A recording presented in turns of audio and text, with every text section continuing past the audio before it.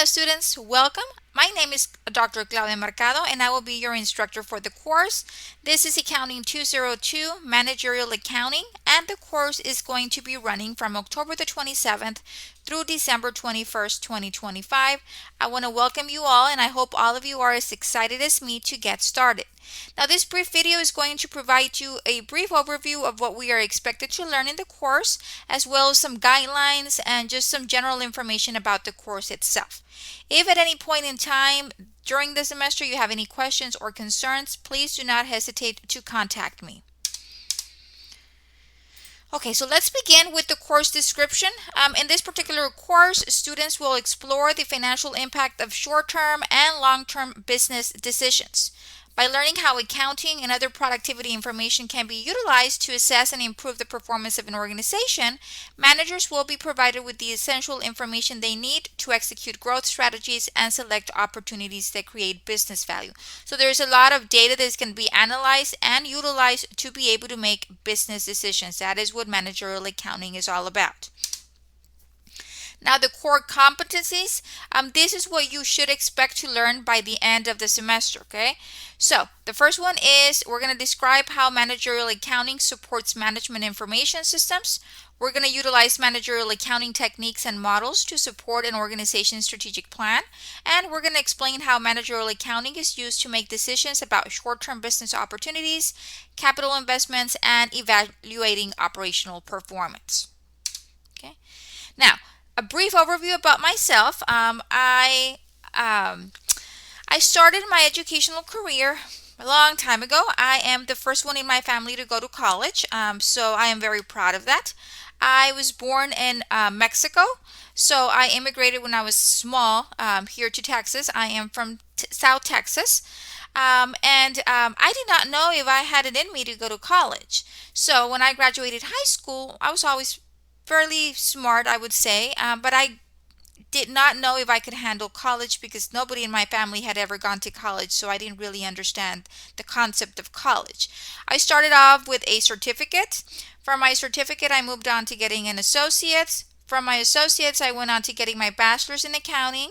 Then I got my master's in accounting, and then I continued to getting my doctor's of philosophy in business administration. Okay, so I am very proud of all of my accomplishments, and I entice you to not give up. You know what? Sometimes we go through difficult situations, but as long as we continue, even if it's part-time, whatever fits our schedule, it is understandable. Now, during all of this time that I am going to school, obviously I am working full-time and I have children. I have 4 children. So I understand the difficulties we students face when we are trying to get an education, especially if we are trying to balance school, work, and family. But that does not mean it is not possible. We just need to be very organized, strategic about it, and we can get it done. Okay, so this is just a brief overview. I do have a bachelor's and a master's in accounting, and then, like I said, a PhD in business admin. I believe the next slide, yes, has my brief work experience. So before going into academia and teaching, my main focus was, or my main work experience was in the banking sector. Okay, the first job that I had, but the first real job, because before this I used to work at HEB. I used to be a cashier, and I worked in the marketing department, the bakery department. So that's where I started off, at HEB, at a grocery store here in Texas. After I graduated with my associates, I began working at TRW. That is a manufacturing company out of Mexico. So I used to work both in the Mexico and the American side of facility, doing accounting, inventory, accounts receivable, accounts payable, cost accounting, a variety of different tasks. Okay. From there, I moved on to working at Texas State Bank. I started off in the loan accounting department. I did different tasks there. I was working full time. At that moment in my life, I decided to make a decision and I stepped down to a part-time role. So I became a teller, later a teller supervisor, so I could be able to go to school full time. Okay.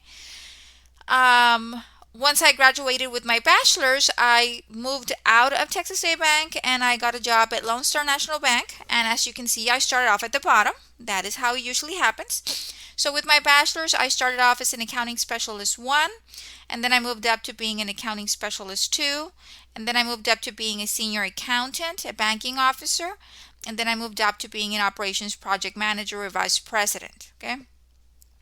Of course, I was working full time all of this time. Working in the private sector, it is tedious. We go in there to work at 6:37 in the morning. We get out at 8 at night.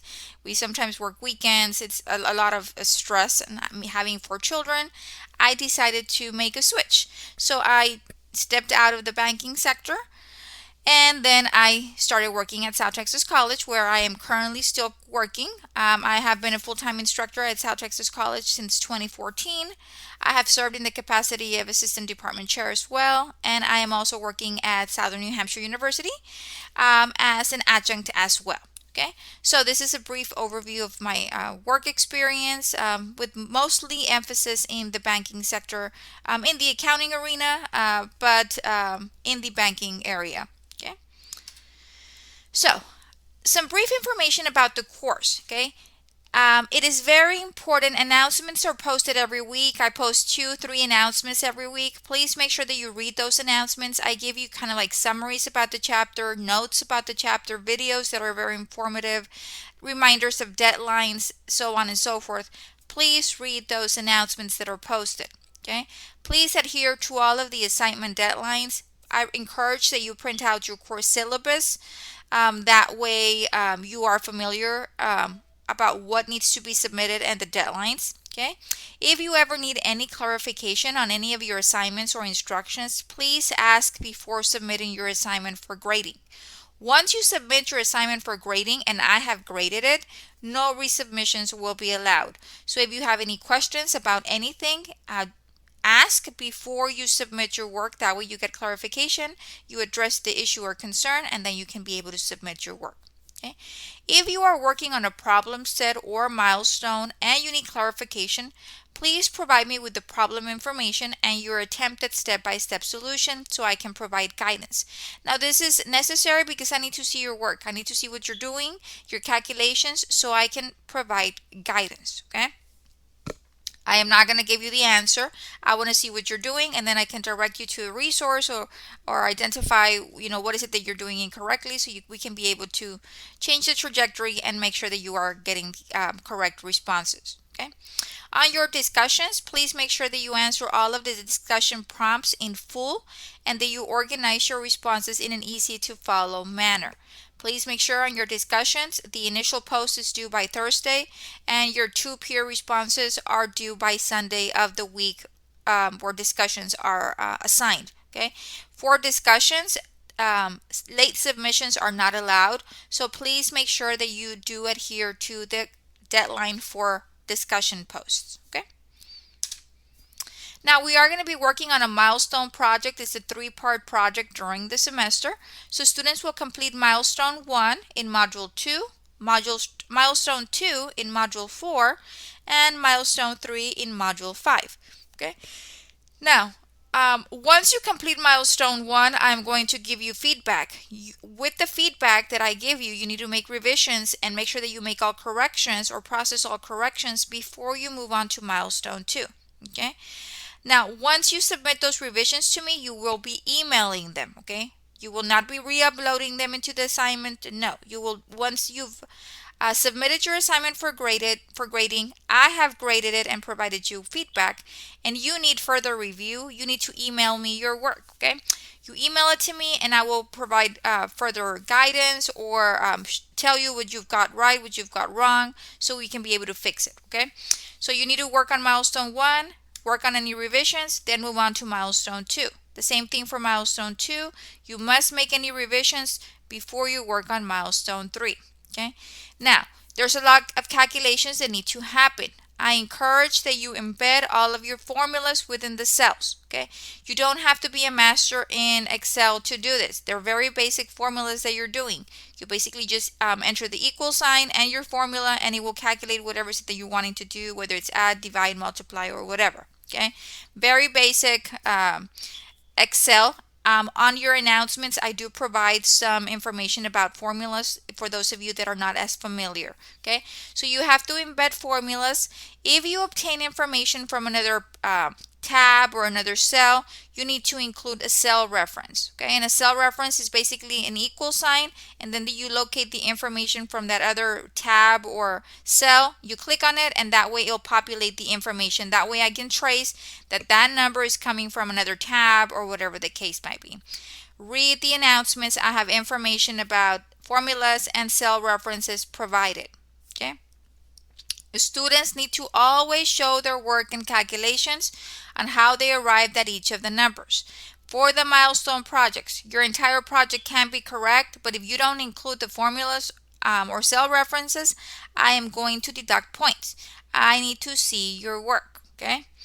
So, corrections need to happen before you move forward to any future milestone assignments. Email them to me for review, and I will go ahead and review and provide you additional feedback. Just note that the revisions will not alter the grade earned. Once a grade is given, that is your permanent grade. Okay, so be on the lookout as you are completing your milestones. If you have any questions as you're working on them, please contact me and I will be more than glad to clarify your questions or concerns. Okay, now I've had students message me, Miss, I don't know how to calculate this. Well, that is why you have to refer back to your ebook and to all of the resources that I provide on the announcements so you can be able to come up with the formulas that you need to calculate some of these amounts. Okay, always refer to the resources provided in each of the weekly modules. Okay, so I wanted to bring up late submissions. A student might need extra time, and I encourage that if you are able to complete your assignments within the allotted time frame, that is fabulous, because a 10% penalty is a letter grade. So please make sure that if you can submit your assignments on time, you do that. But if you have a situation that's not allowing you to meet the deadlines, then you can submit your assignments late, but there will be a 10% penalty. Discussion board submissions do not apply for this late submission. So discussion board submissions must be completed by the established deadline, no exceptions. Okay. So you have 1 week after the original due date to submit your work with a 10% penalty, late penalty. Okay. If you do not submit your work after the 7-day late penalty, you will get a 0. Okay. I've had students complain, Miss, they've turned in their assignments 3 weeks late, 4 weeks late. They are getting a 0. You only have 1 week after the original due date to submit your work. Any work after that, received after that date, will be an automatic 0. So please make sure that you keep up with your deadlines. I post a lot of announcements with reminders, but it's ultimately up to you to stay up on top of the deadlines. Okay. No assignments are accepted after the last day of the term, so please make sure that all assignments, when submitted, must be submitted by no later than December the 21st. Okay. If you have any questions about the course, about the assignments, about the resources, about anything, please feel free to contact me. My email is c.mercado@snhu.edu. If you want to schedule a meeting or a Teams meeting or a Zoom meeting or whatever the case might be, or a phone call, just send me an email. We can coordinate and we can schedule as needed. Okay. But this is my contact information. I am looking forward to an amazing semester. I hope all of you enjoy the course as much as I do. It is filled with a wealth of information that will be very useful in your future careers. Even if you are not majoring in accounting, this is something that you can apply if you're going to be an entrepreneur, if you're going to be working as a manager in a business, because it is a lot about making better business decisions and utilizing the accounting data to be able to make those decisions. Okay, so I want to wish all of you an amazing semester. Once again, I am Dr. Mercado and I am here to assist you in anything that I can. Have a wonderful semester, and until next time, bye bye.